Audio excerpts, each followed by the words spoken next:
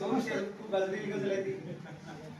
तुझ्या हासण्याचे दिवाने किती, तुझ्या हासण्याचे दिवाने किती, तुझे चाहते कोण जाणे किती, तुझ्या हासण्याचे दिवाने किती.